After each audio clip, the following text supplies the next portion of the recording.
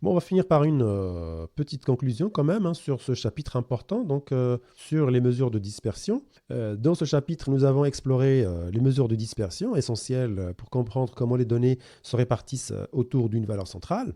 Nous avons examiné trois indicateurs clés, l'écart type, la variance et l'écart interquartile, chacun offrant une perspective unique sur la dispersion des données. Donc on a vu l'écart type, donc sigma, qui mesure la dispersion des données autour de leur moyenne, ce qui nous donne une idée de la variabilité générale, hein.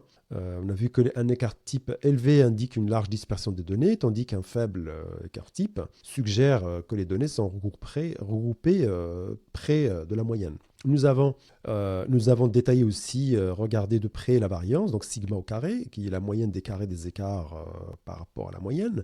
Cette mesure accentue l'impact des valeurs extrêmes sur la dispersion, donc ce qui rend son interprétation moins facile et moins intuitive que l'écart type, mais elle est quand même utilisable et importante pour faire des analyses statistiques avancées. L'écart interquartile, qui est la différence entre le troisième quartile et le premier quartile, mesure la dispersion donc autour de la moitié médiane des données. L'écart interquartile est très utile pour évaluer la dispersion de manière à minimiser l'effet des valeurs extrêmes. Voilà un récapitulatif un petit peu de nos mesures de dispersion. Donc en conclusion, on peut dire que ces mesures, ce sont des outils très puissants, hein, dans l'analyse de données. Ils permettent de comprendre non seulement la tendance centrale des données, mais aussi les valeurs individuelles qui s'en écartent, hein, ce qu'on a appelé les valeurs extrêmes ou les valeurs aberrantes.